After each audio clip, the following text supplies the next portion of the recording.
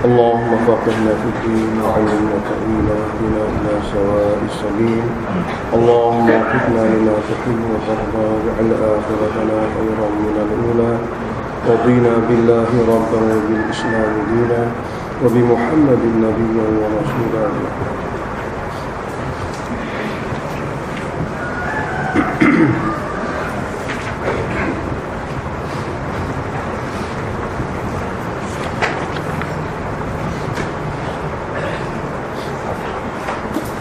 أعوذ بالله من الشيطان الرجيم.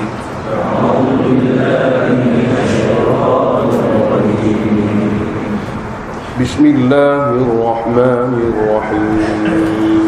بسم الله الرحمن الرحيم. وأتموا الحج والعمرة لله. وأتموا الحج والعمرة لله. فإن أحصرتم فما استيسر من الهدي.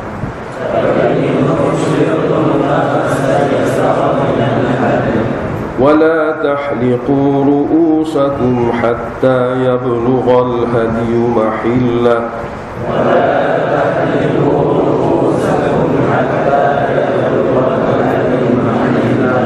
فمن كان منكم مريضا أو به أذى من رأسه ففدية.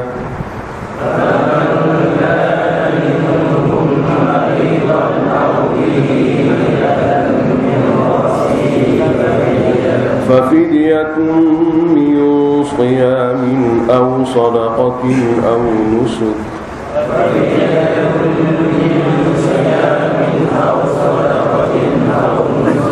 فإذا أمنتم فمن تمتع بالعمرة إلى الحج فما استيسر من الهدي.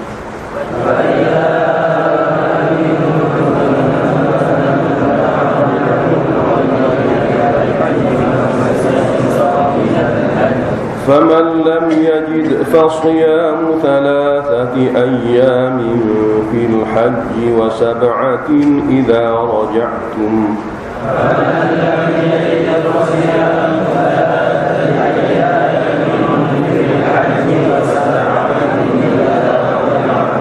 تلك 10 كاملة.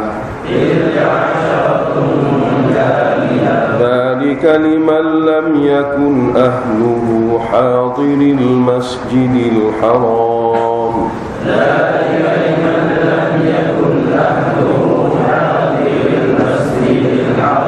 واتقوا الله واعلموا أن الله شديد العقاب.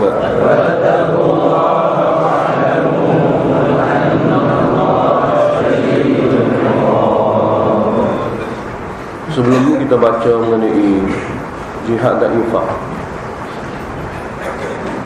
iaitu amalan penting untuk sebar tauhid, yang berarti apabila jihad tidak berlaku maka tauhid tidak akan tersebar, dan apabila infak tidak berlaku maka jihad juga tidak akan bergerak. Jadi jihad dan infak satu perkara seperti 2 sayap bagi burung untuk terbang bawa agama. Kedua-dua kena ada. Jadi ayat yang kita nak baca ni mengenai umur muslihah, itu amalan-amalan khusus yang Allah Ta'ala syariatkan bagi tujuan islah hati hamba yang tauhid, supaya dapat mematuhi syariat. Hikmah daripada amalan haji, iaitu sifat yang ada dalam manusia itu kasih sayang, tolong menolong, dan berhimpun atas tujuan ingat Allah. Jadi masa haji ini masa manusia berhimpun, tujuan untuk ingat Allah. Maka berhimpun atas tujuan ingat Allah akan wujudnya kasih sayang,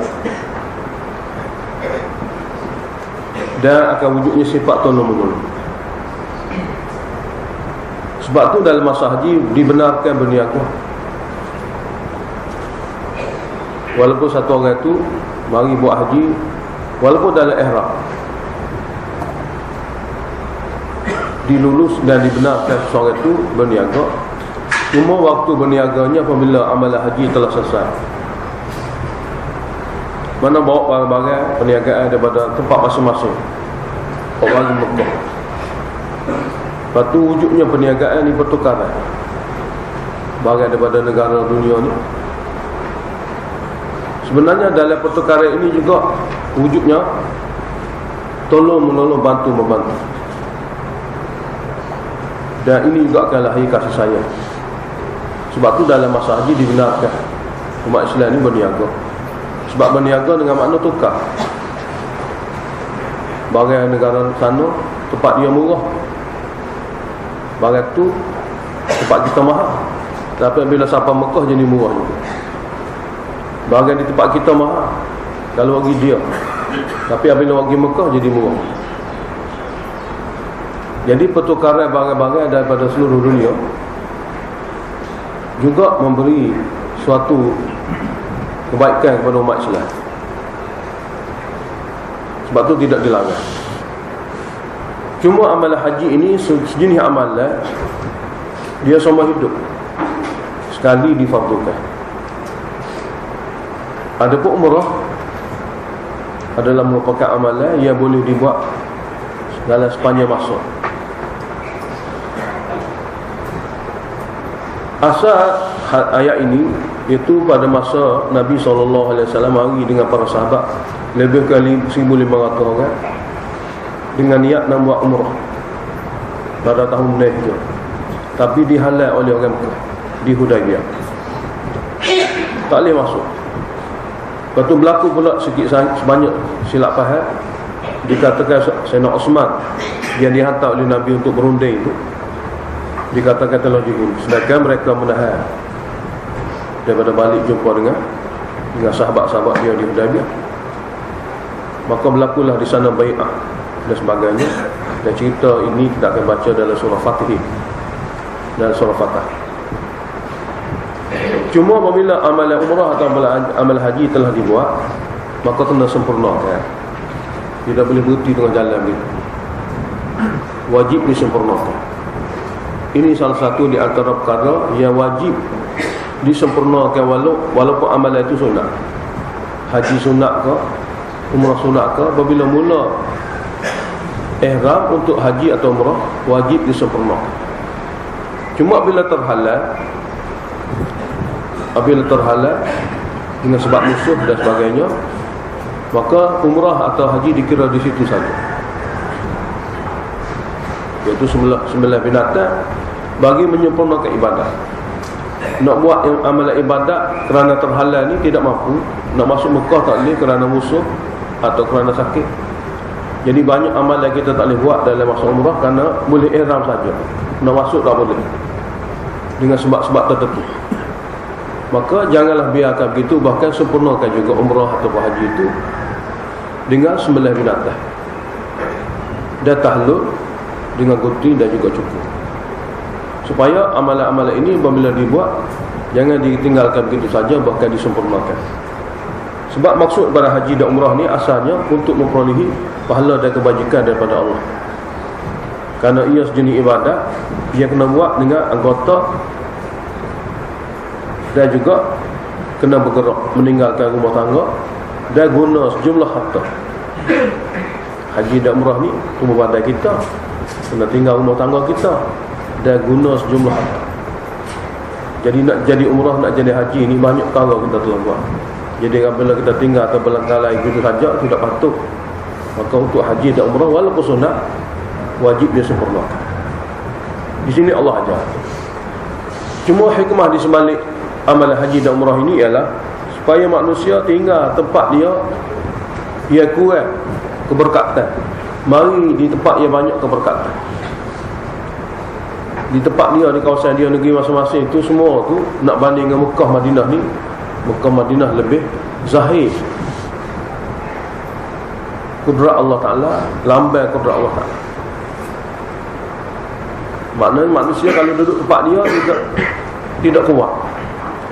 Sebab nak tengok sekeliling dia tak ada apa kesan-kesan yang boleh mendatangkan takut dia kepada Allah, ingat dia kepada Allah.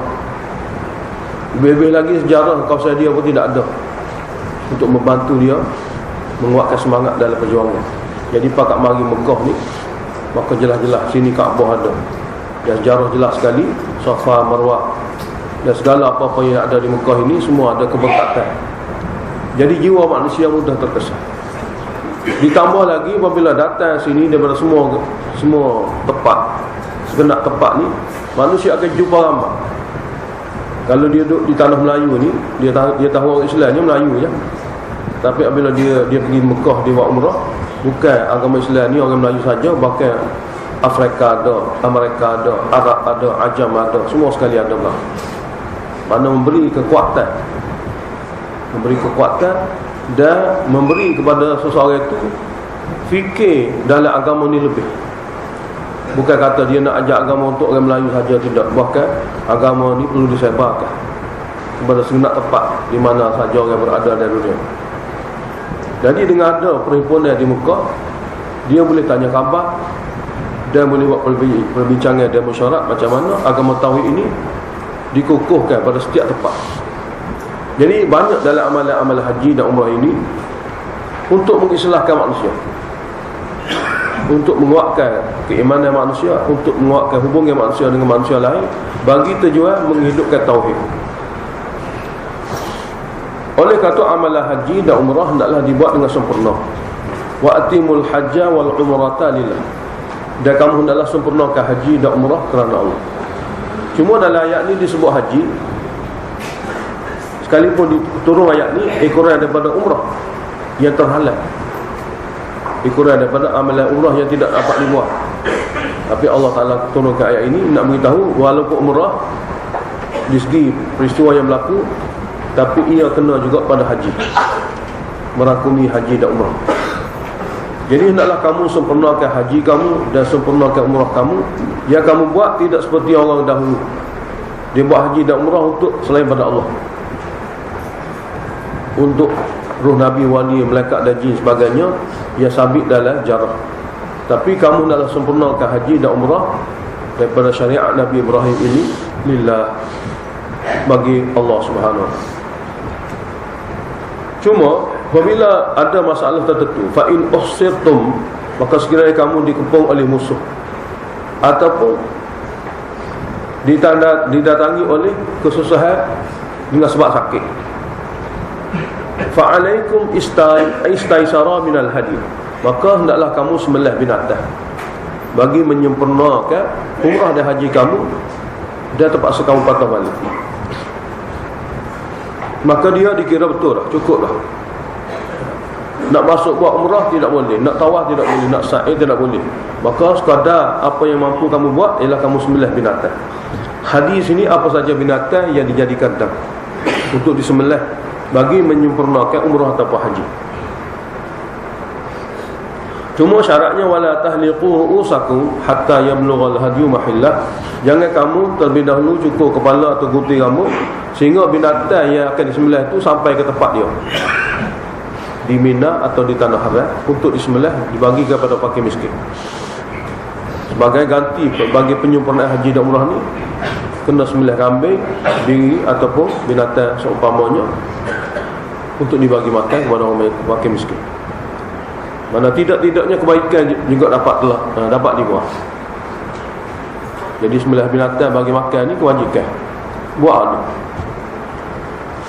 Faman kana minkum maridan aw bihi adham min ra'sih, maka ada di antara kamu dia sakit,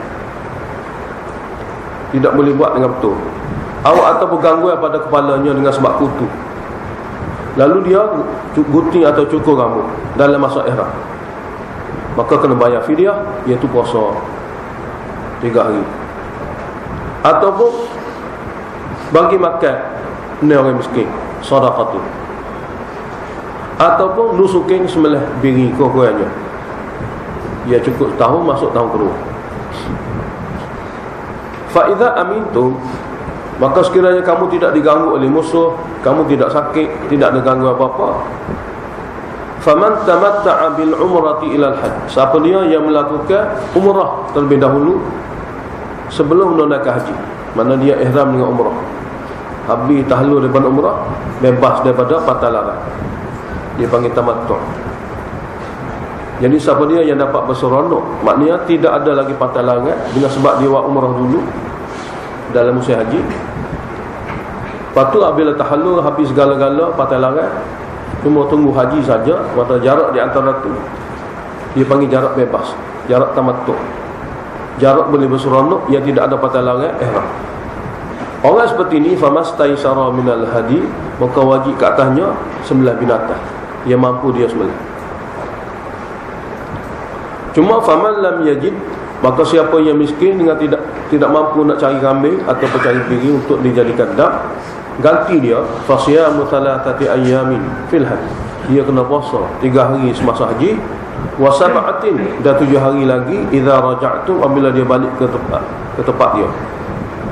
Campur 3 dengan 7, tilka asyaratun kamilah, jadi 10 hari. Ini 10 hari ini ganti tak mampu bayar dam. Tapi tamattu' ini pun dibenarkan untuk orang luar Mekah.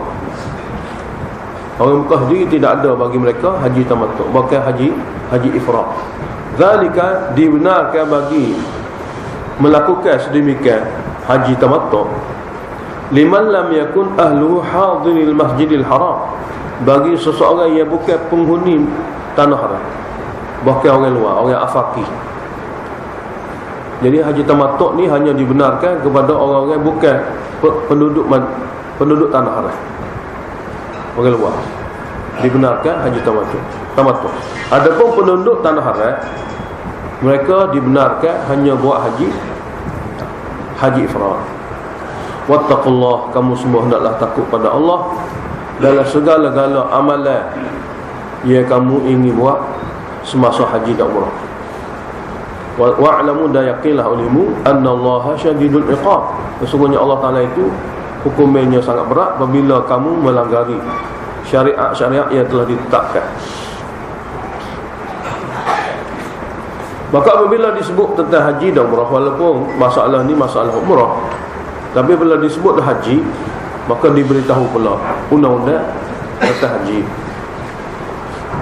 Al-hajju, haji itu waktunya. Haji itu waktunya ialah ashhurun ma'lumat, beberapa bulan sahaja. Syawal, Zulqa'dah, Zulhijjah. Cuma Zulhijjah itu semua bulan ke ataupun sebahagian. Jadi dalam mazhab Syafi'i, Zulhijjah adalah hari 1 hingga ke 9. Jadi Syawal, Zulqa'dah, Zulhijjah pun 9 hari. Ini adalah merupakan musim haji, sebab hari ke-9 itu wukuf di Arafah. Jadi faman faradha fihinnal hajja, siapa dia yang niat ihram, faradha ni siapa dia yang niat ihram untuk buat haji pada bulan-bulan ini, bulan-bulan haji ini. Maknanya dia nak mari Mekah ni sama ada bulan Syawal ke, bulan Zulqa'dah ke, bulan Zulhijjah ke, tak kira lah. Tapi biar dalam bulan-bulan ini dia kena ada pada hari ke-9 wukuf di Arafah. Dan setelah wukuf di Arafah, hari-hari seterusnya ni bagi penyempurna haji dia kena tawaf ifadah dan melontar di jamrah. Itu hari-hari seterusnya, itu hari ke-10. Jadi siapa dia yang niat ihram untuk menunaikan haji pada bulan-bulan haji ini, maka undang-undangnya semasa berhimpun ramai-ramai ni tidak boleh buat perkara-perkara menyebabkan pecah belah, dan boleh melaitkan hawa nafsu. Tidak boleh. Pertama, fala rafadha, tidak ada perkataan-perkataan yang berlidahnya yang menyebabkan berlaku persetubuhan. Perkataan-perkataan lucah, perkataan-perkataan yang menyebabkan satu orang itu akan melakukan persetubuhan, tidak dibenarkan. Jadi rafatha ni percakapan yang membawa pada persetubuhan. Dan wala fusuqa, dan tidak boleh juga semasa ini buat amalan-amalan lain yang fasik. amalan-amalan lain yang fasik. Apa saja jenis dosa, zalim satu sama lain, mengupak, mencela, mengata, semua perkara-perkara yang dikira keluar daripada ketaatan, jangan buat. Sebab sini perhimpunan ramai orang, bukan kita duduk seorang diri. Jadi jaga betul-betul, jangan buat amalan-amalan penerakaan, kena jaga sungguh. Dan wala jidala fil hajj, dan tidak boleh berbalah bantah dalam masa haji ini. Jadi 3 perkara kena ada perlarangan. Tidak boleh bercakap perkara-perkara yang menyebabkan naik nafsu, tidak boleh melakukan perkara-perkara maksiat dan derhaka, tidak boleh berbalah bantah. Ini semua kena jaga. Bahkan pada masa ni, kalau mari niat nak buat haji setelah ihram, buatlah kebaikan banyak-banyak. Larangannya jangan ada ni khas. Sebaliknya, apabila larangan ni jaga, jangan duduk saja juga. Sini waf'alul khairah, hendaklah kamu semua buatlah kebajikan. Kerana haji-haji ni nak banyak kebajikan. Kerana bersesuaian dengan masa dia. Masa ni masa banyak kebajikan akan diberi. Bersesuaian dengan tempat dia. Tempat ni tempat banyak pahala diganda. Sembahyang di Masjid Haram contohnya 100,000 kali ganda, yang tidak ada di tempat lain. Jadi musim haji, tempat haji bukan tempat kita nak main-main. Dah di rumah dah tak ada buat amalan dah. Maka sini ni dia panggil waktu dia, season dia, period dia nak cari amalan yang banyak. Maka waf'alul khairah, mana buatlah banyak amalan di sini. Perkara-perkara yang melemahkan amalan tu jangan buat. Perkara-perkara yang membawa pada persetubuhan jangan cakap. Perkara-perkara yang menyebabkan dosa tu jangan buat. Berbalah bantah menyebabkan perbalahan tu jangan buat. Tinggal belakang pada masa haji ni. Kalau nak jadi haji mabrur, supaya kita dapat keridaan Allah Ta'ala lebih, lepas tu buatlah sebanyak-banyaknya kebaikan. Wa ma taf'alu min khairin ya'lamullah. Cuma apa saja yang kamu buat daripada kebajikan yang banyak itu semua diketahui oleh Allah Ta'ala, ikhlas atau tidak. Buat banyak-banyak pun kena jaga ikhlas. Jangan banyak tapi ikhlas tak ada. Jadi Allah Ta'ala beritahu, tinggalkan perkara itu, buat perkara ini, tapi buat dengan ikhlas.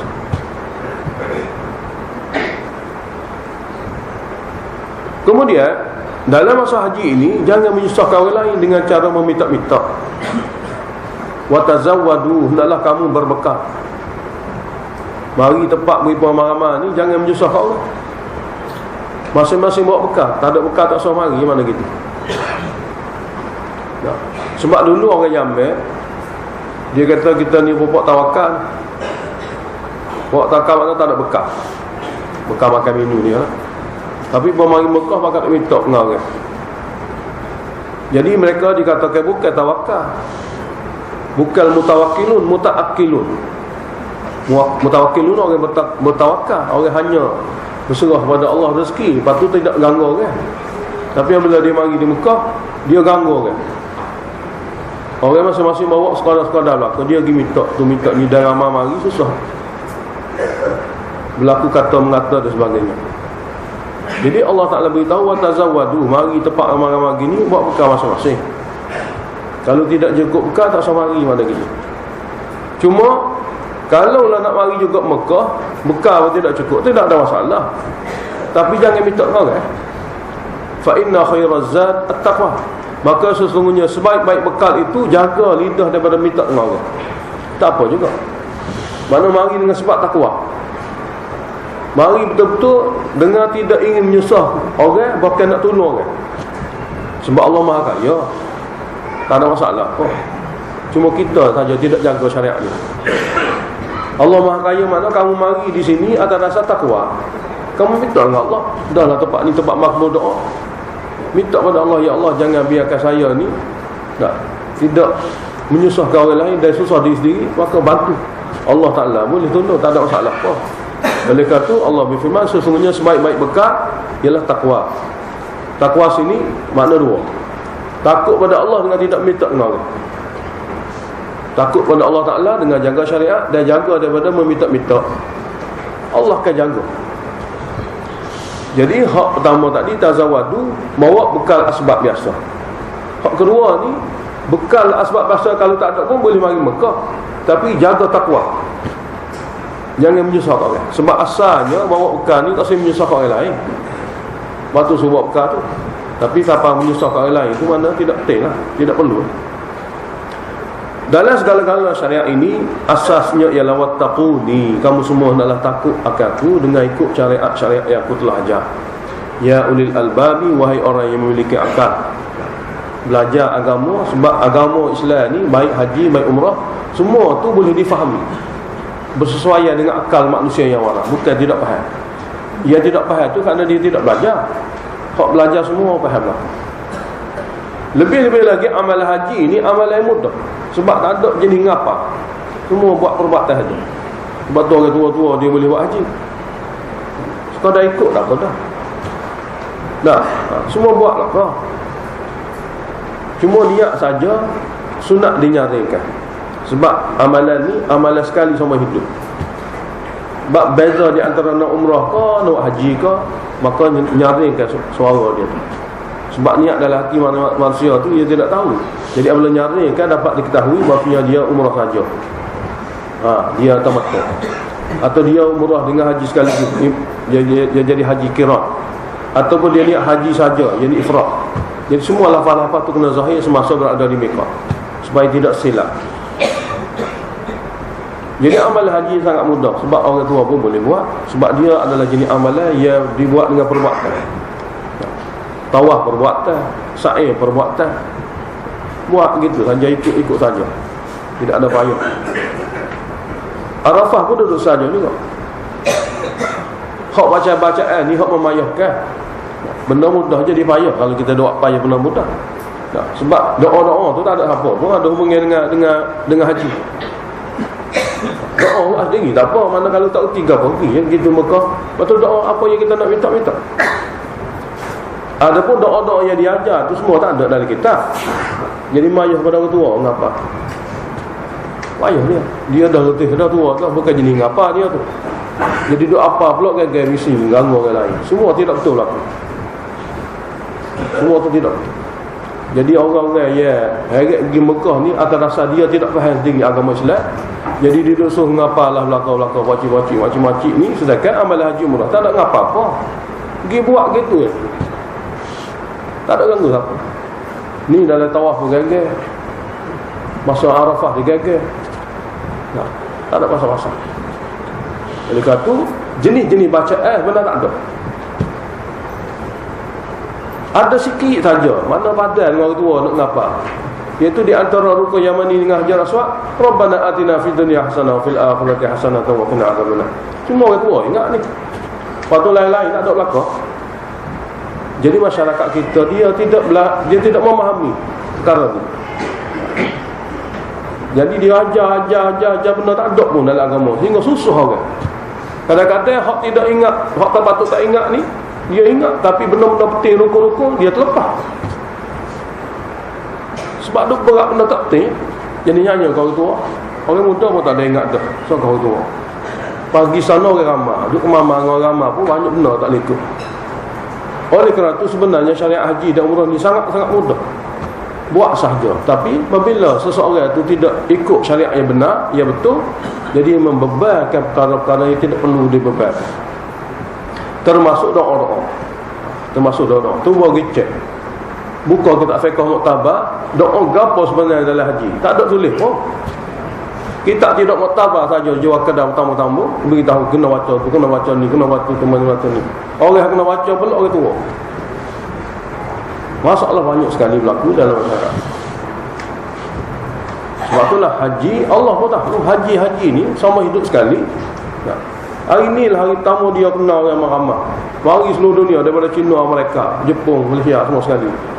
Kali pertama lah kau ni. Jadi apabila dibebankan dengan syariat payah, macam mana nak buat? Orang pula mari orang tua. Sebab apa orang tua? Sebab nak jadi belanja cukup ke Mekah ni bukan sama sekali. Hipo. Tinggal tua baru lagi. So contoh. Yang keduanya hak muda-muda malah lagi. Dia ada duit tak? Jadi duk nyusah juga sebab dia pergi masa tu. Dia sepatutnya muda ni, masa muda lagi. Jadi semua ni kerana tidak tahu agama dengan sempurna, jadi masalah besar. Sedangkan syariat sebenarnya mudah. Jadi wattaqun ya ulil albab, takutlah kamu semua akan aku dengan ikut syariat-syariat aku ajar dalam umrah dan haji. Ya begitu mudah juga. Wahai orang ada akal dan fikiran, belajarlah. Dia tidak payah pun. Jadi apabila mari belakang dalam dunia ni pergi belakang, pergi pun sana. Jadi orang Cina buat pergi barang dia, buat pergi pihak Cina dia. Orang Malaysia kita buat pergi barang kita. Orang mereka buat pergi barang dia. Semua dunia mari belakang, Afghanistan, Pakistan. Buat bagi barang masing-masing, tukar untuk ambil balik. Kalau duduk beli dengan cara import ekspor ni mahal. Maka mari Mekah juga, ibadat pun boleh buat, jual beli pun boleh buat. Sebab orang Mekah dulu, dia ni buat syariat, mari haji tak boleh berniaga, kena tutup pasar. Syariat yang rekod sendiri orang Mekah. Jadi apabila haji mari, semua pasar tutup lah. Nak berniaga apa sebelum haji? Bila haji mari, semua tutup. Ini syariat yang dia rekod sendiri. Nah. Tapi pada segi akal boleh jadinya juga. Ada mari nak ibadat apa duk berniaga lagi. Tapi Allah Ta'ala tidak restu. Itu bukan syariat. Allah Ta'ala kata boleh mari berniaga sini.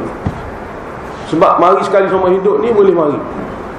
Di antara kelebihan berniaga sini ialah bertukar-tukar barang. Berniaganya tukar barang ya. Nah, ambil duit sebagai benda tengah, tukar. Kita jual barang kita, ambil duit beli barang dia. Jadi masing-masing buat balik barang masing-masing. Dalam masa yang sama, hubungan silaturahim ada, kenal mengenal ada, buat balik kebaikan ada banyak perkara lagi daripada perniagaan. Sebab tu Allah Ta'ala beritahu, laisa alaikum junahun an tabtaghu fadlan min rabbikum. Tidak ada dosa pun kepada kamu untuk kamu ambil daripada bagi Mekah ni fadlan, kurniah dengan cara jual beli daripada Tuhan kamu. Tidak ada salah langsung. Marilah nak berniaga tak ada apa, tapi janganlah buat bisnes tukar-tukar barang saja, biasa saja. Tengok belanja untuk mari Mekah dah. Bawa barang lebih kurang sikit-sikit saja untuk bertukar-tukar. Yang ada kebaikan di samping itu ada kebaikan. Allah benar. Tidak ada salah kepada kamu untuk kamu mencari kurniah dengan cara berniaga. Fadlan sini tijaratan daripada Tuhan kamu. Jadi kurniah sini adalah dengan bentuk perniagaan. Sinilah orang akan tukar barang masing-masing dengan guna duit. Jadi pahami orang Mekah dulu kata tak boleh berniaga lah mari di Mekah ni adalah salah. Itu jahiliah. Tak ada ilmu. Hak ilmunya sebenarnya boleh. Cuma buat kita ni pergi tujuan nak pergi beli. Itu salah kita. Nak pergi beli, nak pergi benda lain, tidak buat haji. Itu kesalahan dia. Sebab orang ada hajar cara-cara, dia buat cara dia, itu salah. Satu lagi perkara yang berlaku di kalangan orang Arab Mekah dulu,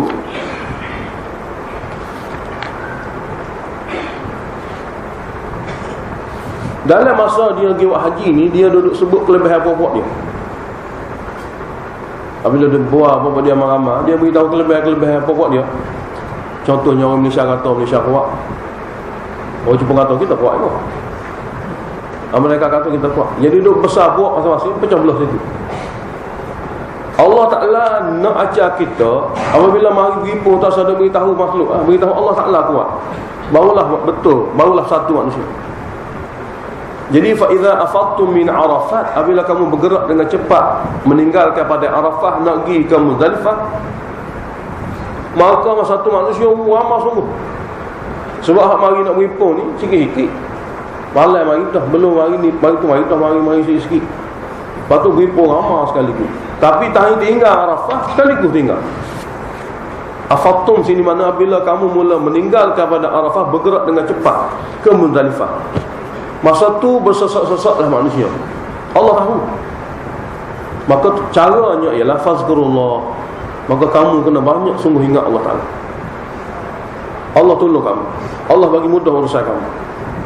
Allah akan hilang dalam hati kamu dengki, balah, zalim sama-sama lain. Maka ingat pada Allah. Kalau salah gitu gini, maaf. Kalau ada orang susah, tolong. Atas dasar kita ni hamba Allah belaka nak menyempurnakan tugas kita haji supaya Allah redha pada kita. Jadi dengan sebut Allah itu menyebabkan satu orang itu akan jaga banyak perkara-perkara yang menyebabkan haji jadi mabrur.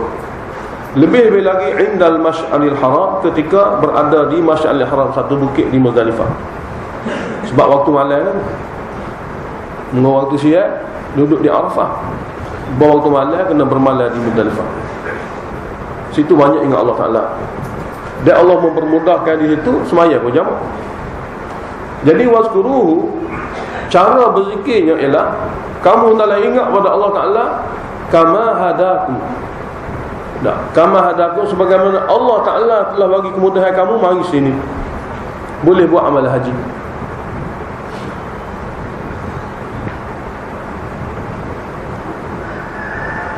Maksud semua orang ni boleh mari ni semua taufik Allah. Wa in kuntum min qablihi laminadh dhalin, dan sesungguhnya kamu sebelum ini adalah daripada golongan yang sesat, yang tidak tahu pun syariat haji. Buat tapi tidak betul syariat. Sunnah sini bukan makna kemudian. Semua disebutkan dalam ayat Quran kemudian. Sebenarnya ayat tadi juga. Yang ni orang Mekah, orang Quraisy ni, dia kira dia puak-puak paling suci. Apabila dia duduk di Arafah, dia duduk bukit lain, bukan kawasan-kawasan padai yang luar. Dia duduk topok kok dia. Kononnya dia kata puak kita puak suci, puak tu puak dosa pada Arafah. Jadi kita duduk jaga masjid haram setahun, 2 tahun, bertahun-tahun duduk sini. Dia ni baru mari Mekah. Jadi puak-puak dia ni banyak dosa ni, mari nak gurungkan dosa. Jadi puak dia di pada Arafah. Kita puak tak ada dosa dah ni duduk sini tepi-tepi. Dengan tujuan supaya orang menghormati mereka. Itu tujuan dia. Orang-orang yang mari jauh-jauh ni hormat pada orang Mekah kerana apa? Nunggu puak Mekah belakang ni puak suci, tak ada dosa belakang puak dia. Jadi amalan bid'ah ini dibuat oleh orang Mekah untuk tujuannya dunia, supaya orang kenal dia orang Mekah. Dan kononnya orang Mekah ni bagi mereka orang suci, banyak, tak ada dosa kerana duduk Mekah sama. Orang yang mari jarang ni banyak dosa duduk pada Arafah. Ini adalah ajaran dan cara-cara bid'ah yang telah dibuat oleh orang Mekah. Tidak diajar oleh siapa-siapa. Mari pada bisikan perasaan belakang. Allah kata pada Mekah ni, afidu min haitsu afadhan nas. Kamu juga wahai orang Mekah kena bergerak daripada Arafah. Di tempat yang mana orang ramai bergerak tu. Jangan duduk suku, duduk bukit-bukit lain, jangan. Jangan tunjuk kata kita lebih daripada kita tak apa-apa pun. Lebih tu di sisi Allah Taala. Wastaghfirullah, dan hendaklah kamu semua beristighfar kepada Allah, mohon maaf kepada Allah kerana resam dan amalan ni hak kamu rekod sendiri. Tidak ada dalam syariat. Jangan duduk buat agama yang mana kamu rekod sendiri kata begitu gini. Allah Taala tak ada ajar pun. Istighfar. Ini Allah tuju khitab ini kepada penghuni Mekah. Ya, dia berasa lebih berbanding orang lain, dan dia pun buat cara-cara dia. Jangan. Jadi afidu min haitsu afadhan nas wastaghfirullah. Kamu juga wahai orang Quraisy, kamu kena bergerak daripada Arafah seperti mana orang-orang lain bergerak daripada Arafah, bukan daripada bukit-bukit dan tempat-tempat lain.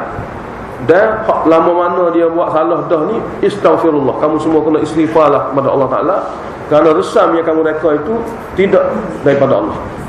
Jadi orang banyak keliru, dan kamu jika tidak berhenti, Allah Ta'ala akan hukum. Innallaha ghafurur rahim. Sesungguhnya Allah Maha Mengampuni lagi Maha Mengasihani. Apabila habis di Arafah, maka berselesai haji.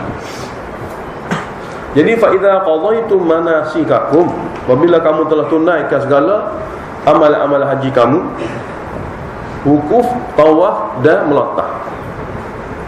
Jadi duduk di Mina lah kamu.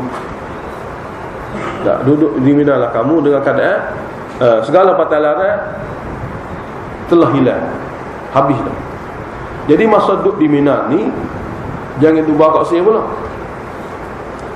Fazkurullah. Kamu juga kena ingatkan Allah Ta'ala banyak-banyak di Mina ni. Sebab apabila duduk di Mina ni pakaian tukar dah, kain-kain ihram pun tak ada dah. Jadi apabila kain ihram tak ada, kira-kira dengan popok ni biasa dia rasa kita ni haji dah. Apabila haji kacak kasih pula. Biasa manusia gitu. Dia jaga sebelum tu ya jaga. Bawa habis kan jadi sebalik mula. Allah tahu. Jadi apabila kamu telah tunaikan perkara-perkara penting dalam haji, mana berada wukuf di Arafah kamu telah buat, Muzdalifah kamu telah bermalam, ifadah kamu telah tawaf, dan juga mulata jumrah kamu telah buat, yang itu saja. Bahkan fazkurullah, maka kamu pada masa itu pun kena ingat Allah banyak-banyak. Setengah mana banyak? Kadzikrikum aba'akum, seperti mana kamu semasa dulu menyebut tuan nenek kamu dengan tujuan yang berbangga-bangga. Ngobrol pun di Mina ni satu hari kat ramai kan. Arafah je sehari lah. Acu nak letih tak ada kan. Tapi Mina 3 hari. Letih sungguh. Lama dulu sampai hari ni pun letih sama. Jadi masa orang letih belakang, beri pun belakang ni, kena zikir banyak kepada Allah. Seperti mana kamu dahulu tidak mengingati Allah, kamu mengingati datuk nenek kamu, mana berbangga-bangga dengan keturunan dan bangsa masing-masing. Ia sepatut menyebabkan satu jadi pecah belah. Au asyadda dzikra, atau lebih lagi. Sebab berzikir pada Allah ni boleh pahala. Akan wujud penyatuan, akan wujud kasih sayang, akan wujud berbagai-bagai sifat-sifat baik. Kemudian Allah Ta'ala beritahu, apabila duduk buat amalan haji, maka manusia ada dua kumpulan. Kumpulan pertama, kumpulan yang minta dunia saja. Kumpulan kedua, kumpulan yang minta dunia akhirat. Dia minta dunia, bukan minta kebaikan, minta dunia betul. Ini adalah merupakan perkara yang pernah berlaku di zaman dululah. Jadi dalam masa tempat yang ada makbul doa, jangan minta dunia, minta kebaikan. Kebaikan dunia, kebaikan akhirat. Kalau minta dunia, Allah bagi sebab makbul. Minta apa dalam dunia, Allah bagi. Tapi tak ada kebaikan boleh dunia, yang menyebabkan tak boleh akhirat. Sebab biasa orang minta dunia ni diberi dunia yang merosakkan akhirat. Biasa gitu. Ada juga pergi Mekah, pergi minta dunia, tidak minta kebaikan dunia, tidak minta kebaikan akhirat. Jadi menyusahkan dia. Sebab apabila dia sibuk dengan dunia, bila lagi masa untuk dia rapat dengan Allah? Semaya tak ada, gapo tak ada belakang sebab dunia. Jadi Allah Ta'ala beritahu, tempat makbul seperti ini kena beringat doa makbul, minta pun kena jaga. Jadi faminan nasi man yaqulu, maka ada di antara manusia ni yang berdoa, dia minta dunia saja sebab dia tidak percaya akhirat. Man yaqulu, mereka yang berdoa, Rabbana atina fid dunya, wahai Tuhan kami, berilah kepada kami di dunia sahaja. Biasanya ayat ni dituju pada orang Mekah yang tak percaya akhirat. Tapi bukan untuk orang Mekah saja ni, untuk zaman itu saja tidak. Ayat ni bila duduk dalam Quran guna sama-sama. Yakni seperti mana orang Mekah yang tidak percaya akhirat, dia pergi sana tempat makbul doa, dia minta dunia saja, yang merosakkan akhirat dia. Maka jangan juga kamu ini pada masa zaman mana sekalipun pergi sana tempat makbul, pergi minta dunia. Apabila dia minta dunia saja, wa ma lahu fil akhirati min khalaqin, maka tidak adalah baginya di akhirat nanti apa saja bahagian yang baik untuk dia. Khalaq maknanya giah oleh, giah syurga dia tak ada. Ada pun orang yang betul baik, wa minhum, ada di antara manusia ni yang beriman, man yaqulu, ada orang yang berdoa pasal ni, iaitu orang yang berdoa, Rabbana, wahai Tuhan kami, atina fid dunya hasanatan. Tengok hasanah, wahai Tuhan kami, kurnialah kepada kami dalam dunia ini kebajikan. Bukan dunia saja, nak kebajikan dunia. Perkara-perkara yang boleh kami guna di atas dunia, kami dapat bahagia, kami dapat kepuasan, dan menyebabkan kami diredai oleh Engkau, boleh jumpa Engkau dalam syurga. Nak dunia lagu tu. Kamu dia nak tak apa. Sebab itulah daripada Rukun Yamani dengan Hajar Aswad ni, hak ni kena doa. Jangan dengan doa ke lain. Cuma masalah masyarakat kita ni yang menyedihkan, dia baca derah. Dia duduk ingat macam-macam, dia duduk rumah dia dulu, duduk ngaji dengan orang duduk mengajar tu derah. Tak boleh. Baca biasa sebenarnya. Ganggu orang tak boleh. Tempat ramai-ramai bukan duduk kita seorang kawan ni. Nabi suruh kita berdoa, tapi Nabi tak ajar suruh dengar. Padahal Rabbana atina tu Ingat dah belum dia ngaji nak haji pun dia ingat dah. Tapi dia buat derah juga. Pas dia buat kumpulan tu macam kumpulan dikir barat. Seorang kata Rabbana atina belakang ikut. Kita tengok satu kali orang yang alim Arab ni, dia tersapalah ajak agama Islam dia lagi. Orang alim Arab ni dia buat haji, dia telah haula wala quwata illa man 'allamahum. Siapa dia lah ajar agama Islam lagu ni, menyusahkan orang. Benda ingat belaka dah. Jadi tak ada lah seorang orang laju ikut gaya-gaya. Habis orang susah ni. Orang Turki susah, orang Afrika susah, pakat tengok. Tengok pun Melayu kita. Orang lain pada juga. Tapi kita tengok ni mana satu perkara yang tidak patut berlaku. Berarti orang yang mengajar dia tererti sebenarnya hakikat dia, apa maksud daripada haji. Dia tak erti. Apa orang ni, Pak Turuk ni mungkin dia kali pertama lagi nak jumpa pula tahu. Oleh kata belajarlah biar betul. Jadi Rabbana atina fid dunya ni benda ingat belaka dah ni. Jadi buat benda hak kita ingat dah. Tak payah pun. Jadi minta kebaikan di dunia ini. Wa fil akhirati hasanah, dan bagilah pada kami wahai Allah kebaikan juga di akhirat nanti. Dunia nak kebaikan, akhirat nak kebaikan. Cukup sempurna. Dan lagi waqina azabannar, lindungilah kami daripada azab neraka. Jadi apabila tak masuk neraka, boleh kebaikan dunia, boleh kebaikan akhirat, segala-gala dalam dia. Jadi makbul doa ni enggak segala-gala. Cuma naknya jangan jadi ganggu orang lain. Nak baca betul-betul, jangan ganggu orang lain. Ini masalahnya doa waktu tu, tapi ganggu daripada orang lain tu termasuk dalam perkara menyusahkan orang, menyakiti orang. Jadi kita jaga-jaga. Jadi apabila lagi tempat makbul doa, berdoa dunia akhirat, dan lindungi daripada azab, itulah orang yang ulaika lahum nasibum mimma kasabu.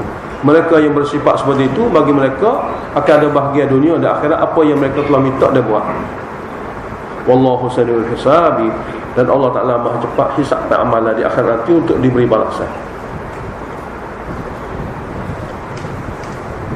Tinggal lagi duduk di Mina ni dah selepas hari raya, nak duduk 2 hari ke nak duduk 3 hari, dah duduk di Mina.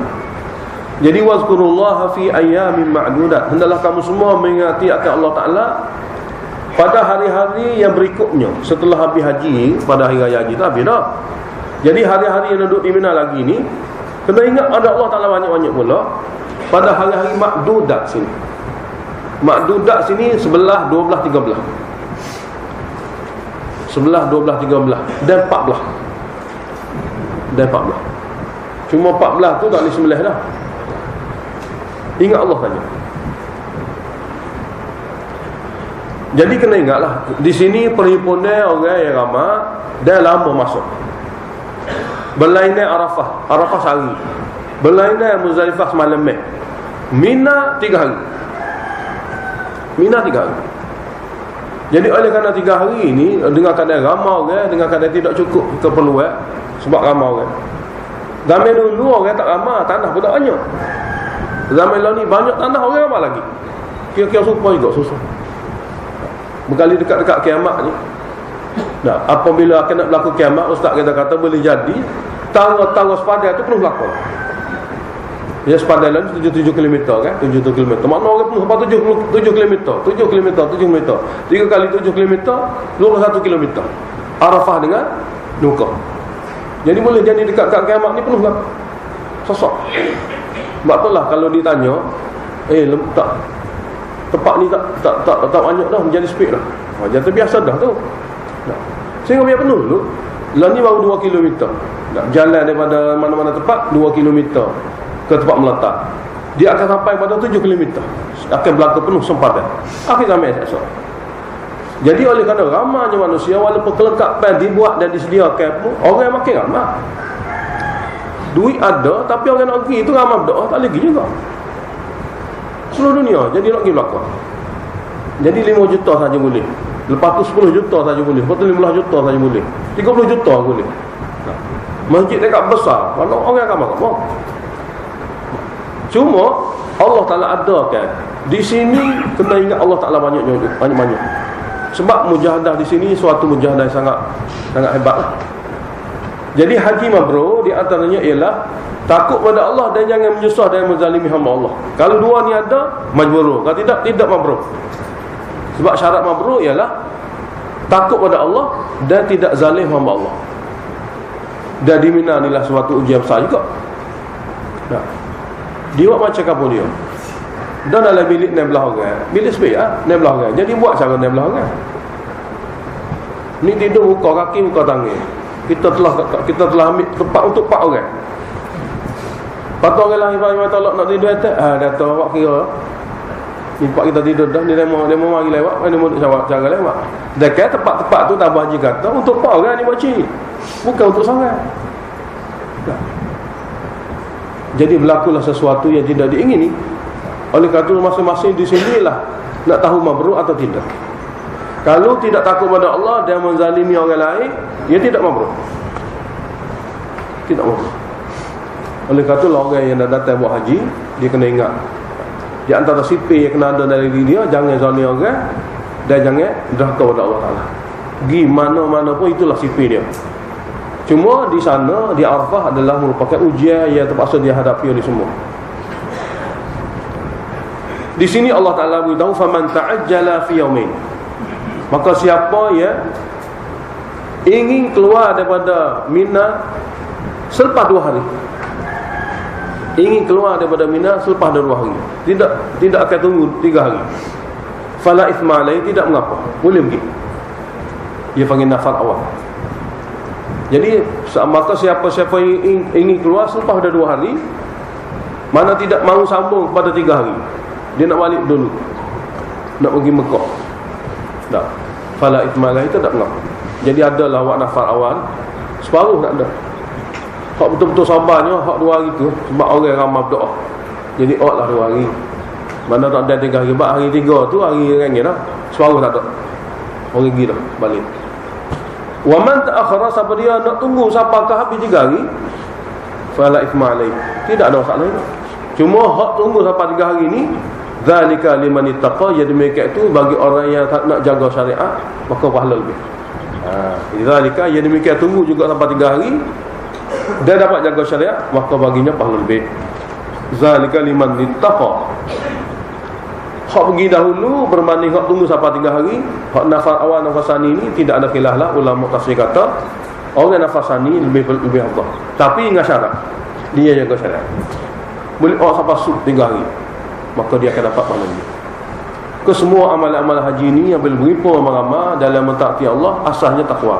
Wattaqullah, kamu semua hendaklah takut pada Allah. Wa'lamu, dan kamu kena yakinlah annakum ilaihi tusyarun, bahawa kamu kepadanya lah di akhirat esok dikumpul kembali. Lagu ni gambaran-gambaran mahsyar. Tak ada nilai manusia dengan personal peribadi. Nilai sini takwa. Seperti Mekah nilai takwa, dan di pada mahsyar pun nilai takwa. Sini pakaian super belakang, putih belakang. Laungnya super belakang, labbaik Allahumma labbaik, tak kira siapa. Kepala tak ada pior belakang. Nak beritahu, jasad kamu sebenarnya sajalah duduk situ sini macam lebih. Benar tak ada, dia mari sini tak ada lebih apa pun. Yang lebih di sini hanya takwa. Maka wahai hamba, ambillah pengajaran. Di akhirat nanti, di pada mahsyar, manusia sama saja si Allah Ta'ala. Yang lebih juga takwa. Maka jika lebih takwa, takwalah kena cari. Jadi ayat 203 tu umur muslihah, itu jenis-jenis amalan yang boleh mengislahkan, memperbaiki jiwa hamba apabila dia buat. Ayat seterusnya 204 ni targhib kepada jihad. Kembali kepada jihad dan infak. Ini targhib kepada jihad.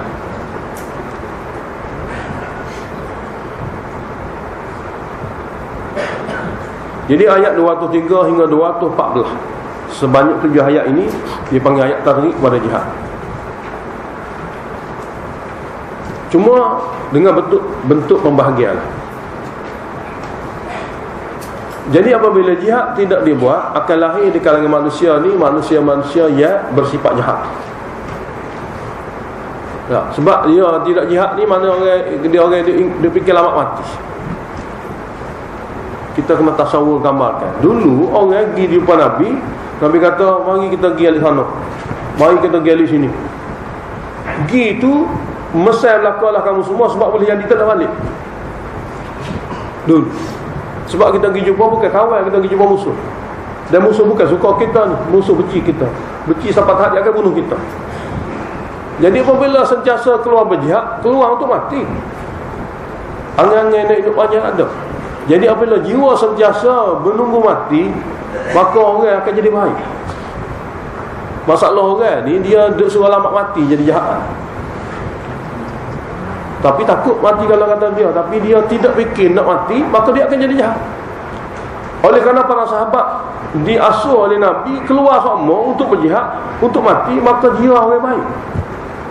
Jaga semua dia, bagi kita saya malam macam mana supaya apabila aku tinggal dunia ini, aku telah berjaya.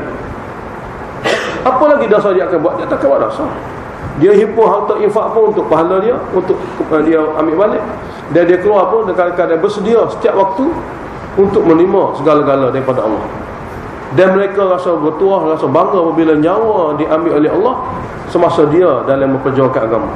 Sebab nyawa ni memang Allah cabut pun, tapi kadang-kadang Allah cabut dalam keadaan amalan-amalan biasa, kadang-kadang amalan-amalan yang hebat, yang tinggi. Jadi oleh kerana fikir akhirat akan ada pada jihad, manusia akan jadi baik. Kalau jihad tidak ada, manusia nak hidup lama jadi jahat. Ini ayat. Wa minan nasi man yu'jibuka qawluhu fil hayatid dunya. Ada di antara manusia, wahai Muhammad, orang yang bila dia bercakap, percakapannya memikat hati kamu. Man yu'jibuka, satu orang yang memikat hati kamu oleh percakapannya dalam kehidupan dunia. Dia ni kalau kecek bab dunia, hebat semua. Mana percakapan dia dalam perkara dunia memikatkan hati kamu. Dan dia pula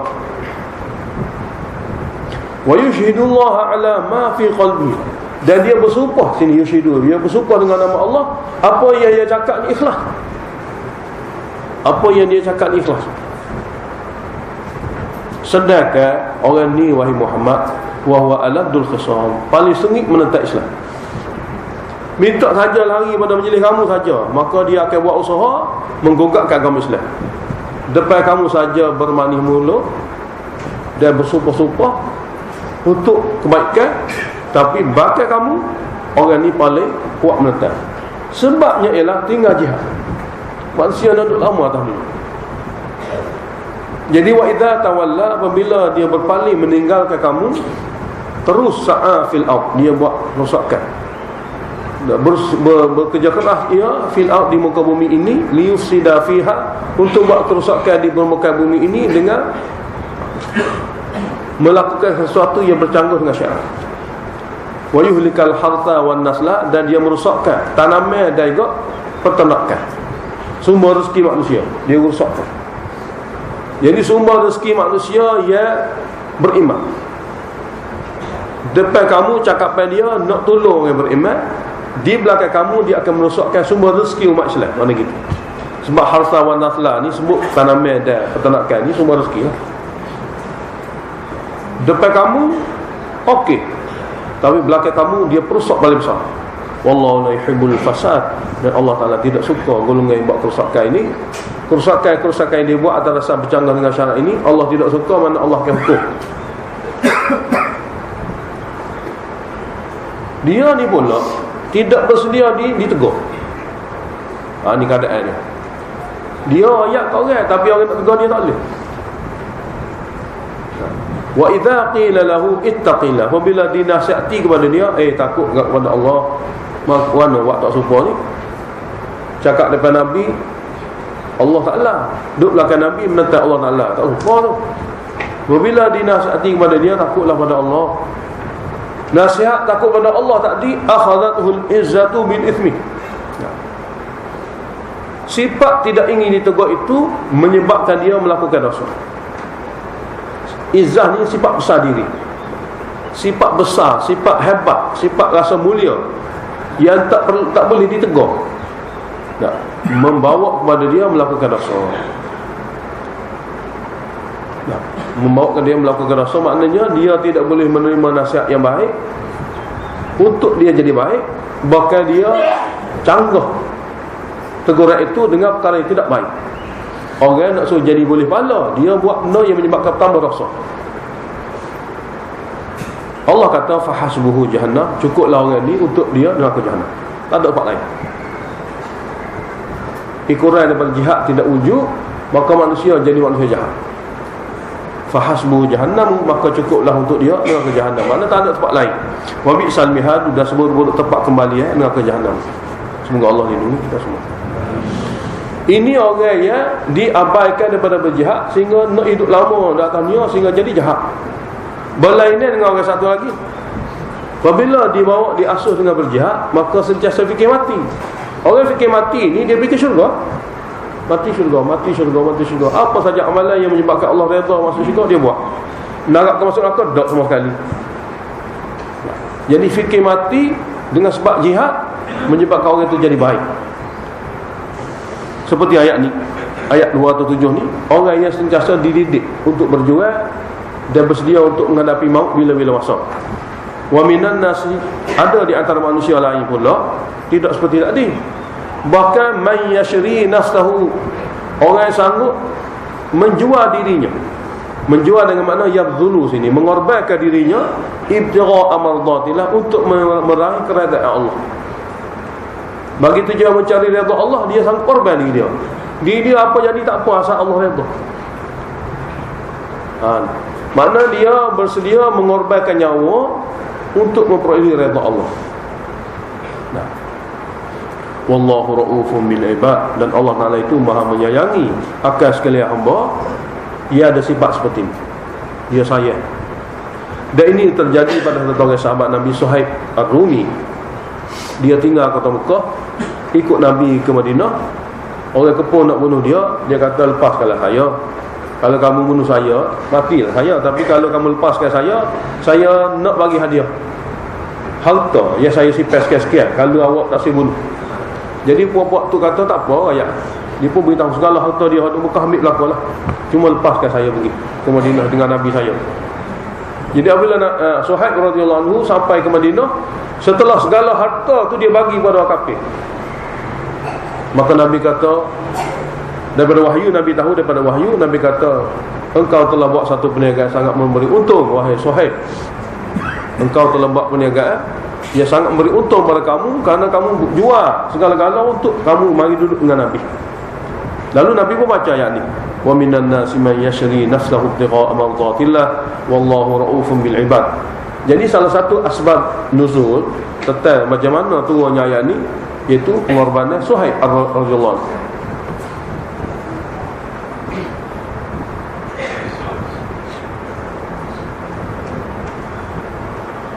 Ayat 28 dan 209 ni bagi tujuan jihad, kena ajuk umat Islam jangan buat amal sekadar-kadar, kena masuk Islam semua sekali. Allah Ta'ala akan bantu umat Islam apabila dia dapat menghayati agama secara keseluruhan, bukan ala kadar, tidak.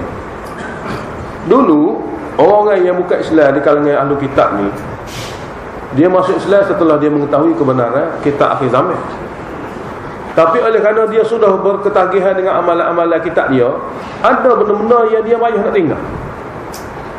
Hormat azab tu contohnya, dia tahu untuk umat akhir zaman hari Jumaat macam ini, kena berhenti segala-gala kerja. Apabila ada orang tu cukup syarat, kena pergi sembahyang Jumaat setelah azan berkumandang hingga kau salat. Dia tahu, dia ikut. Tapi dalam hati dia tu nak hormat juga hari Sabtu. Dia nak pakai dua-dua. Tidak boleh. Jadi dalam agama Islam ni, hak mana ada wahyu suruh buat, kena ikut tu ya. Lain-lain pada tu kena tinggal. Kalau nak pakai lagi tu ni tidak masuk Islam sepenuh, dia panggil 12 kaki pada tempat yang berlainnya. Ini salah satu hadis yang menceritakan tentang ayat ni. Cuma ayat ni sebenarnya umum. Umum sini bermakna dalam perjanjian Hudaibiyah, perjanjian damai ni, kena jaga peraturan perjanjian semua sekali. Ini salah satu makna perjanjian damai. Sebab ayat ni dikurang daripada perjanjian damai Hudaibiyah. Jadi kena jaga perjanjian damai Hudaibiyah ni semua sekali. Tidak boleh tak boleh langgar peraturan. Yang kedua, silmi dalam ayat kita nak baca ni Islam. Kena masuk Islam semua sekali, dituju kepada orang-orang yang duduk di pagar, munafikin. Munafikin dia mula berjinuk dengan agama Islam, dia sanggup tinggal kampung-kampung dia bagi duduk dengan Nabi. Tapi dalam hati dia tidak sepenuhnya. Tapi dia panggil orang muda mula berjinuk, duduk atas pagar. Jadi wahai orang duduk atas pagar, masuk Islam sepenuh, barulah Allah tolong dunia akhirat. Dan termasuk juga ayat ni, mana-mana orang Islam yang nak amal agama ala kadar. Nah, jangan amal agama ala kadar, sebab mudah diperubah oleh syaitan masuk neraka. Syaitan hak buat payah dia nak eret ke neraka orang yang masuk Islam semua sekali. Dia payah. Jadi kalau duduk ala kadar atas tabira, jadi mudah jadi murtad lah. Jadi duduk ala Islam tak ada beza apa, jadi mudah murtad. Masuk dengan tu mana gitu. Barulah payah syaitan nak berubah kamu kepada kesesatan. Dah kita orang Islam dah kan, nama Islam dah, nak mana Islam dah. Apa tak ngaji biar sempurna? Nak balik jahat-jahat pondok gini dengan Tuhan tidak batal. Kita kena ngaji sempurna, biar betul. Dia jadi Islam sungguh. Bahawa ni bekalan kita. Barulah syaitan payah nak berubah kita. Dan seperti mana kita dengar kemarin, syaitan akan ambil kesempatan nak berubah kita benar yang kita tidak tahu pada akhir masa kita nak mati. Dia dia jangan bagi buat dia ni ngaji, hak ni kita nak berubah dia. Mana gitu. Mana saja maklumat agama yang dia tidak belajar, syaitan ambil kesempatan untuk biarkan dia tak mengaji sampai mati. Dekat nak mati tu dia akan berubah. Hingga orang ni akan murtad dengan tolak syariat yang dia tidak tahu itu. Wal-iazubillah. Dia semua sekali di atas makna tidak belajar agama, tidak menghayati agama dengan sempurna. Jadi syaitan ada lubang sama untuk menyusahkan orang itu dan menyesatkan orang itu, menggelincir orang itu. Jadi ayat ni Allah Ta'ala kata, ya ayyuhalladzina amanu dukhulu fi silmi kafah. Wahai yang telah beriman, masuklah kamu dalam agama Islam semua sekali. Jangan ada satu ayat tertinggal daripada tahu. Bunga tidak payah pun. Sebab hak mana kamu tak tahu dalam agama, itulah kesempatan syaitan untuk menyesatkan kamu pada akhir hayat kamu. Semasa kamu tak ada nak mengaji dah, keadaan dengan letih, tua, semua sekali, maka kenalah kamu situ. Jadi masuk Islam semua sekali ini, itulah agama sebenar. Wala tattabi'u khutuwati syaitan. Dan jangan kamu ikuti jejak langkah syaitan, mengaji ala kadar atau ikut agama ala kadar. Itu syaitan. Sebab cara tu cara mudah dia nak rutuh kamu, nak rutuh akidah kamu. Innahu, sesungguhnya syaitan ni lakum aduwwun mubin, bagi kamu musuh sangat jelas nyata. Jadi masuk Islam semua tu, semua sekali selamat daripada syaitan. Ayat seterusnya zajrun, teguran. Fa in zalaltum, asalnya fa in ittaba'tum syaitan wa zalaltum asalnya. Maka sekiranya kamu ikut juga jejak langkah syaitan, tidak masuk agama Islam dengan sempurna, nak jadi orang Islam ala kadar, lalu tergelincirlah kamu. Kali kita barang tak pagar ni, barang duduk kiri kanan, jatuh ke mana tak tahu. Jadi fa in ittaba'tum syaitan wa zalaltum, maka sekiranya kamu ikut juga cara syaitan, agama ala kadar, iaitu ngaji ala kadar, tahu pun ala kadar, amal pun ala kadar. Sebab amal ni kau dah tahu, ya, hak tak tahu ni nak amal apa. Semua jenis amal-amal tu hak tahu, ya, hak dia tahu tak boleh amal. Jadi tahu ni. Jadi apabila tahu ala kadar, amal mesti ala kadar. Kau mana? Tak mungkin amal benda dia tak tahu. Hak mana boleh buat amal tu semua dia tahu. Dia tahu sebenar, kau tak semua dia tahu. Hak tak tahu langsung macam mana amal. Jadi syaitan jadikan kamu orang yang beragama ala kadar, mana tahu ala kadar, amal pun ala kadar. Maka bila kamu ikut jejak langkah dia dengan cara ni, maka tergelincirlah kamu mim ba'di ma ja'atkumul bayyinat, setelah sampai pada kamu segala-gala dalil yang jelas. Dalil tu ajar kamu sejelas-jelasnya untuk kamu ikut belakang. Bukan payah. Lainlah kalau dalil, kalau semua payah. Ala kadar mudah. Tak ada gitu. Setelah sampai pada kamu dalil wahyu yang jelas-jelas daripada awal Quran ke Quran jelas belakang. Alik kamu saja dia ikut syaitan, ngaji sikit-sikit ala kadar.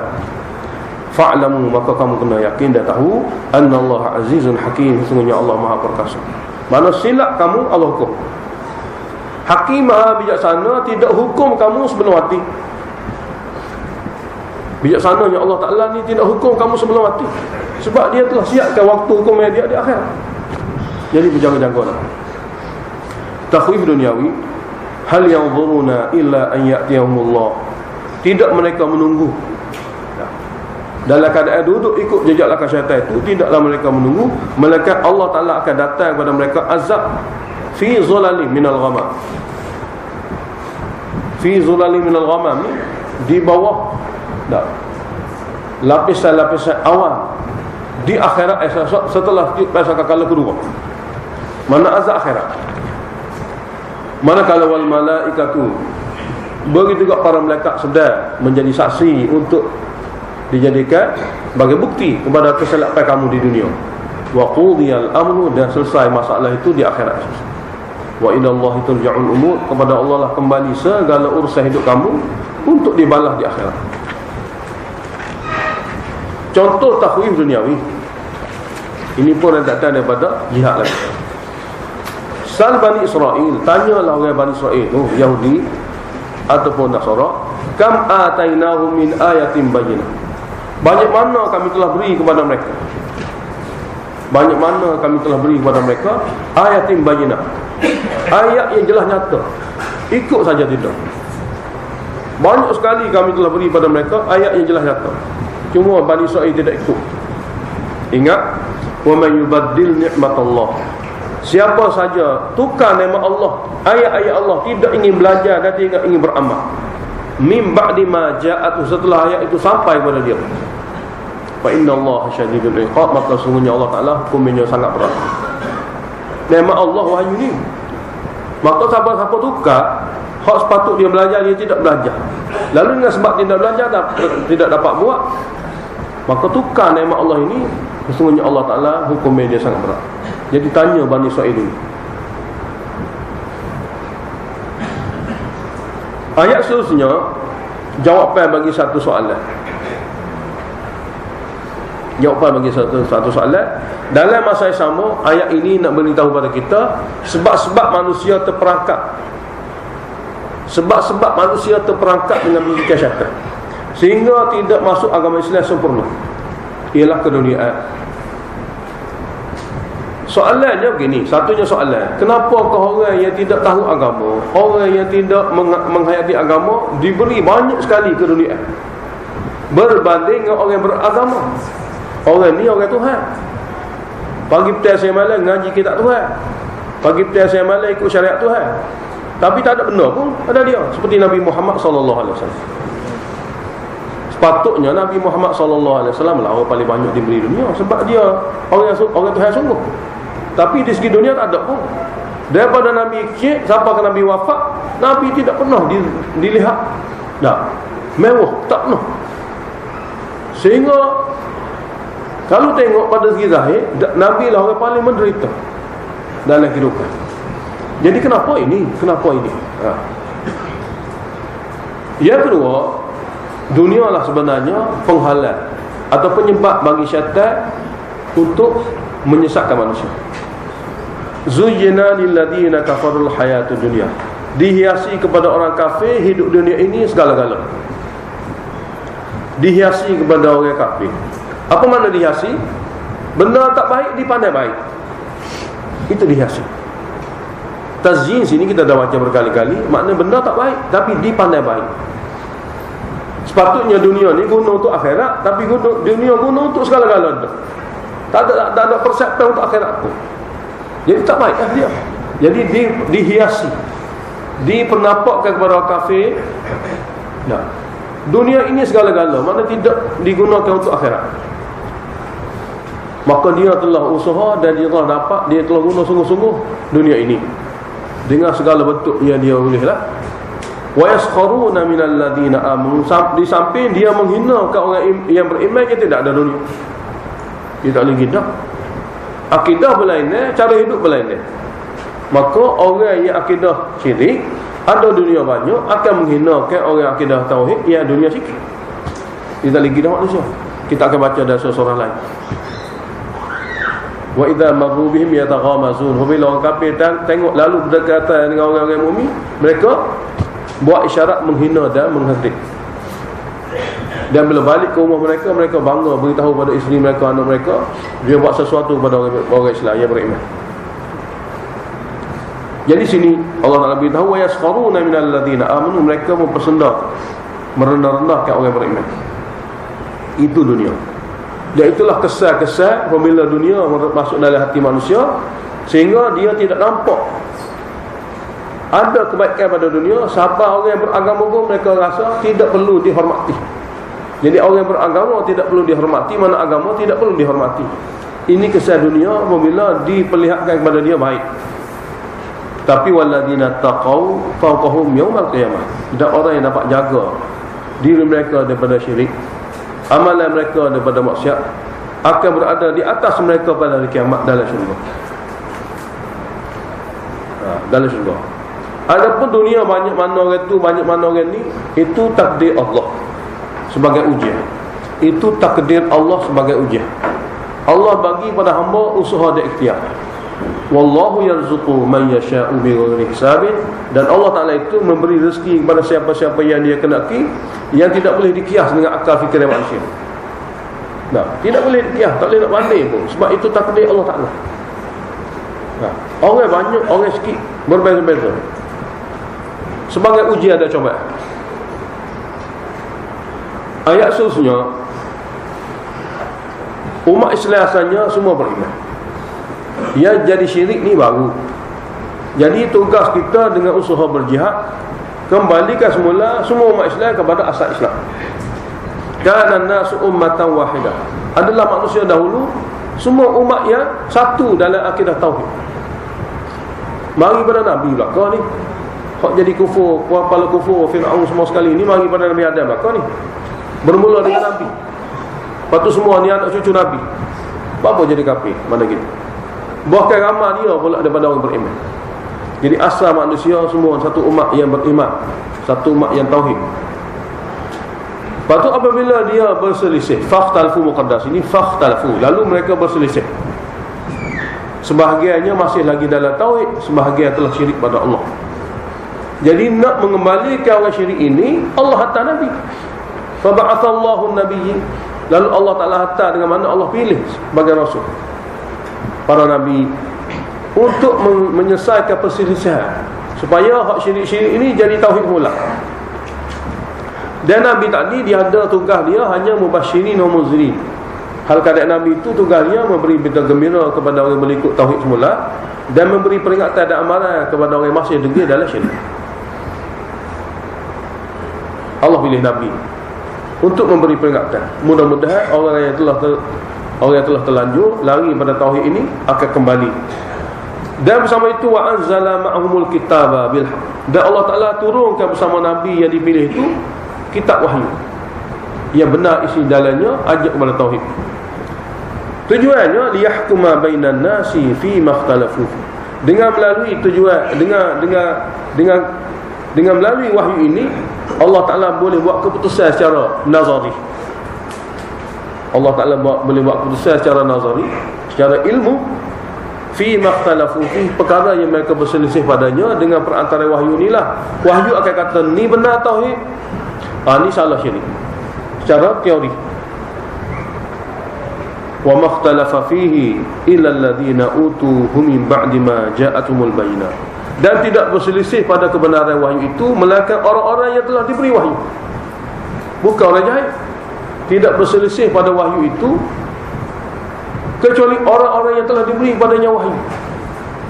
Min ba'di ma ja'atuhumul bayyinat, setelah sampai kepada mereka itu penjelasan wahyu yang sangat jelas, tidak samar. Tapi berselisih juga apa? Baghyan bainahum, dengki dan zalim yang ada pada mereka. Dengki dan zalim. Dengki dan zalim ni maknanya tidak bersedia untuk dinasihati supaya ikut jalan betul. Macam mana dengki dan zalim? Seperti mana Yahudi Mekah Madinah, seperti mana Yahudi Madinah, seperti mana musyrik Mekah. Lagu tu keadaan dia.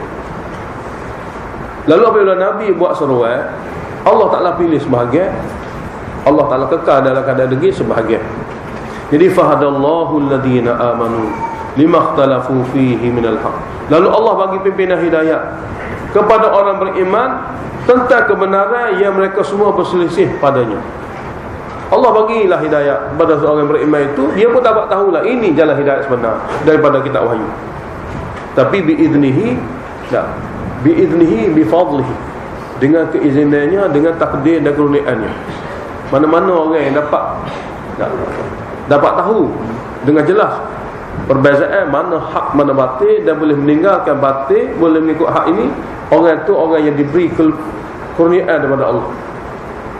Wallahu yahdi man yasha'u ila siratim mustaqim.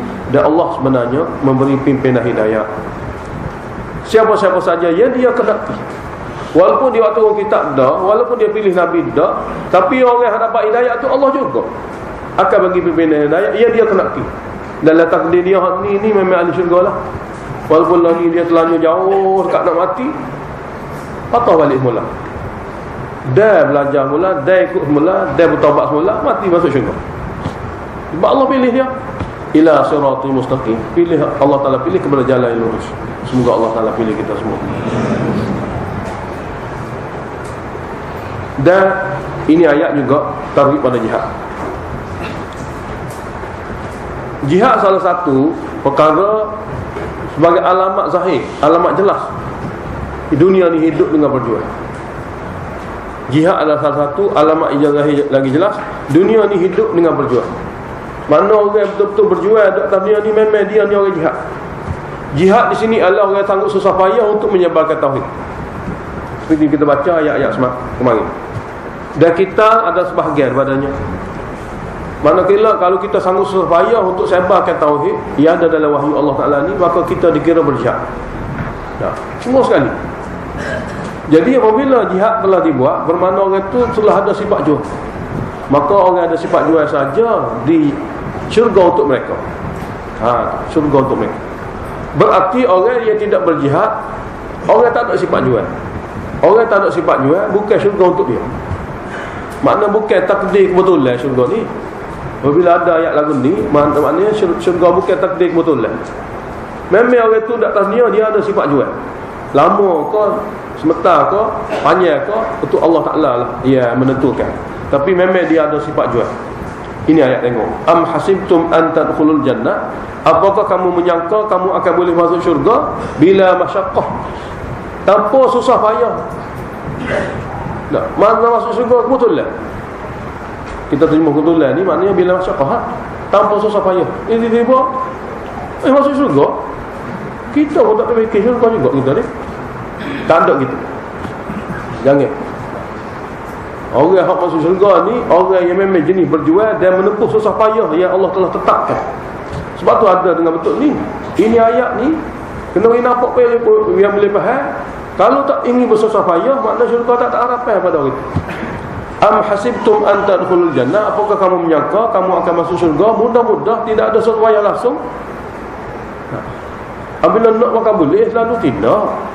Sedangkan walamma ya'tikum, sedangkan belum datang lagi pada kamu ujian. Mathalul ladzina khalau min qablikum, sebagaimana ujian-ujian orang yang telah berlalu sebelum kamu. Jadi apabila kata kamu berjuang, kamu diuji ke? Diuji macam mana? Macam orang dahulu. Okey. Macam kita kan uji macam sahabat Nabi lah, sebab kita umat akhir zaman. Kalau kita boleh lalu kehidupan seperti mana ujian-ujian yang pernah dilalui oleh sahabat Nabi yang dijamin syurga, maka kita dipanggil orang berjuang. Jadi sebelum nyata kamu didatangi oleh ujian sebagaimana orang-orang sebelum kamu. Jadi kalau ayat ni turun pada zaman Nabi dan sahabat Nabi, umat-umat terdahulu lah merupakan pengukuran bagi ujian Allah. Di antara ujiannya ialah masa'umul ba'sa'u, mereka ditimpa oleh ketiadaan harta, kesempitan harta. Yakni sampai tahap ada kena doa untuk harta ni. Dia orang kalau ada harta itu doa dah. Lagi tak ada, dia minta. Sini maknanya mereka ditimpa oleh kesempitan sehingga kena doa untuk harta ni, untuk makan pun kena doa, untuk minum kena doa. Mana tak ada. Wadharra, dan juga mereka ditimpa oleh kesusahan pada badan mereka. Harta ada tapi sakit. Harta ada tapi tidak bahagia, berpecah belah dalam rumah tangga. Harta ada jadi musuh ramai. Itu dia panggil dharar. Musibah yang ditanggung oleh orang itu dengan perasaan dia tinggi, yang tidak membabitkan harta. Mereka telah ditimpa oleh bahaya dalam kehidupan, sakit dan sebagainya. Dan wazulzilu, keadaan hidup mereka digoncang dengan keadaan orang luar ancam mereka, orang luar ganggu mereka dengan serangan dan segala tindakan yang ganas. Kemudian dalam keadaan sakit, dalam keadaan diganggu oleh orang luar, musuh, dalam keadaan kesempitan harta tidak ada, bukan sebentar ni, lama. Ini ujian orang nak masuk syurga ni, lama. Kenapa kata terjemah lama? Kerana guna hatta. Hatta mana sehingga? Lama punya lama, hatta yaqula rasulu walladzina amanu ma'hu, sehingga berkata rasul dan orang-orang yang beriman bersama rasul, mata nasrullah, bila lagilah nusrah Allah akan mari. Kami yakin nusrah Allah akan mari, tapi bila lagi? Kerana lama berdoa. Semi dia panggil hatta istibta', dia panggil. Hatta memberi makna berasa lambat nusrah yang dijanjikan itu. Apabila istibta', mana rasa lambat nusrah yang akan diberikan itu, dia guna hatta. Bermakna lama. Jadi kamu telah diuji kah? Ya. Lama mana? Mana gitu. Sehingga Rasul sendiri dan orang beriman bersama Rasul berkata, bila lah nusrah Allah nak bagi, kerana lama benar dah ni. Ala ketahuilah, inna nasrallahi qarib, sesungguhnya bantuan Allah sangat dekat. Makna sebelum mati adalah bantuan. Jadi wahai orang nak masuk syurga, apakah kamu pernah lalui dalam jihad kamu untuk menyebarkan wahyu ini, gangguan-gangguan dan ujian-ujian, cobaan-cobaan seperti ini? Jadi kita bukan minta nak supaya diganggu, mana kena bawa suatu kehidupan kita ada perkara yang kita kena buat, yang jasa sebar agama. Kena ada. Kalau orang tengok oh dia orang ni orang bukan duduk saja ni. Mana ada dalam diri kita ni suatu perjuangan nak sebar wahyu Allah, bermaksud nak sebar Allah Ta'ala sendiri melalui wahyu dia. Sebab hak original tentang Allah ni wahyu dia, bukan mulut-mulut manusia. Jadi nak memperkenalkan Allah kepada hamba Allah, nak mengajak hamba Allah kepada Allah melalui kitab Allah. Ini jihad yang paling jelas. Jadi kita belajar kitab Allah supaya kita sendiri kenal Allah, kita sendiri boleh taat kepada Allah. Dan kita ajak hamba Allah yang lain supaya dia belajar kitab Allah. Dengan cara ni dia boleh kenal dan taat kepada Allah. Ini jihad. Tapi bukan mudah. Dah payah. Nak berhabis 30 juzuk 42 hari. Dah mikir berapa kali nak berhabis ni air. Dah 5 jam hari, 5 jam hari. Maka nasrullah, bila bantuan Allah Ta'ala nak boleh kita. Jadi sikit sebanyak kena rasalah susah payah. Tapi tak apa, susah payah ni sengaja Allah adakan. Tapi Allah Ta'ala bagi kepada kita senjata yang paling kuat, doa kepada Allah. Kita minta kepada Allah bantuan dan pertolongan. Ayat 215 bermula infak.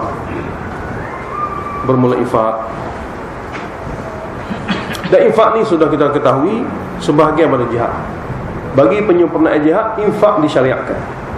Di antara lain, jihad boleh bergerak. Yang keduanya, harta orang itu jadi milik dia sebenar. Jadi milik dia sebenar. Mana kalau Allah bagi taufik dia boleh infak harta, bermakna Allah bagi faham pada dia milik harta sebenar, bukan milik harta orang. Lah ni boleh jadi milik harta orang ni. Milik harta orang hak kita cari. Kita cari lalu milik orang. Orang boleh free percuma dengan sebab saka. Kita letih free cari. Jadi milik sebenar kita infak. Jadi apabila Allah bagi kefahaman untuk orang tu milik harta sebenar, Allah bagi kepada dia infak. Jadi sini Allah Ta'ala beritahu, yas'alunaka madza yunfiqun. Mereka tanya kamu ya Muhammad, apa benda yang mereka patut infakkan? Apa benda? Kita nak infak dah ni, semangat kuat nak infak, tapi apa benda nak diinfakkan? Dan ke mana patut diinfakkan? Ke mana patut diinfakkan? Allah Ta'ala jawab ke mana. Sebab benda tu, benda apa saja yang lebih pada keperluan kamu, infak. Semua jadi belakang. Qul ma anfaqtum min khairin. Beritahu pada mereka apa saja yang kamu boleh infakkan daripada benda yang baik. Benda yang baik. Mula-mula falil walidain. Kena tengok apa paling dekat, iaitu ibu bapa. wal aqrabin, dan kaum kerabat yang susah, wal yatama, dan anak yatim, wal masakin, orang fakir miskin, wa ibnis sabil, musafir, ia butuh bekal. Ini adalah merupakan perkara pertama. Tapi wa ma taf'alu min khairin, dan apa saja yang kamu lakukan daripada kebaikan-kebaikan daripada amal infak ini, bukan bermakna semua tu akan boleh pahala, kecuali hak Allah Ta'ala tahu dia ikhlas. Setiap infak itu akan diberi pahala dengan sebab ikhlas. Sebab tu Allah Ta'ala kata, apa saja daripada kebaikan yang kamu infakkan, fa innallaha bihi alim, sesungguhnya Allah Ta'ala amat mengetahui tentang infak itu ikhlas atau tidak. Kalau ikhlas akan dapat balasan. Kemudian diulangi semula jihad. Ayat 216 diulangi semula jihad. Kutiba alaikumul qitalu wa huwa kurhul lakum. Diwajibkan kepada kamu perang dalam jihad. Diwajibkan kepada kamu perang. Sebab jihad ni dia ada dua kemungkinan. Satu, fardu kifayah. Kalau askar ada dah, rakyat jelata tidak payah. Tapi kadang-kadang semua sekali. Dia panggil an-nafrul am.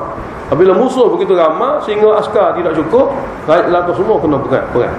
Jadi kita ni dia ada dua keadaan. Satu fardu kifayah, satu fardu ain. Jadi difardukan kepada kamu kita dengan keadaan-keadaan yang berbeza. Dan kita ini wa huwa kurhul lakum, suatu perkara kebencian pada tabiat kamu. Sebab kita ni mati. Dah hati mana nak mati.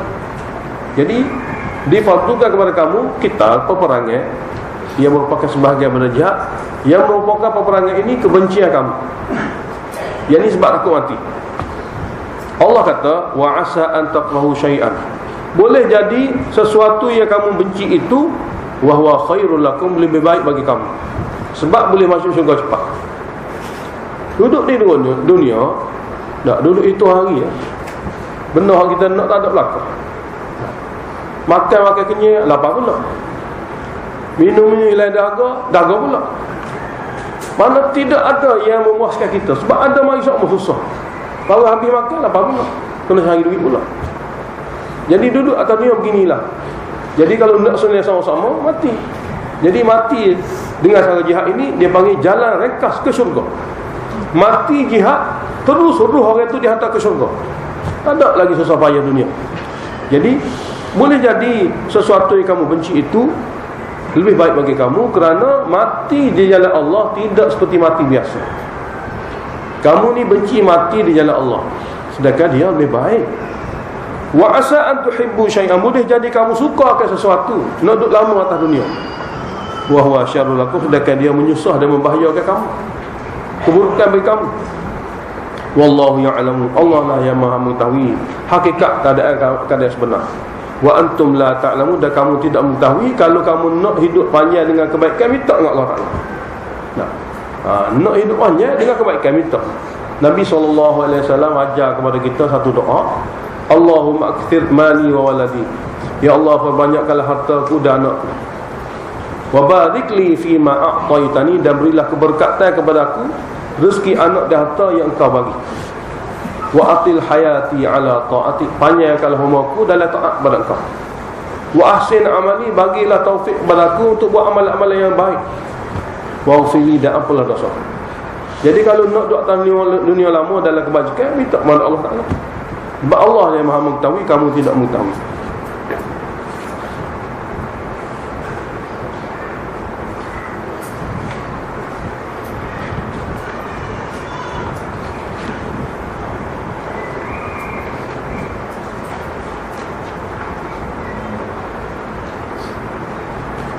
Kita berzakarlah sikit, lepas tu kita sama balik. Kita akan baca hingga ke 220.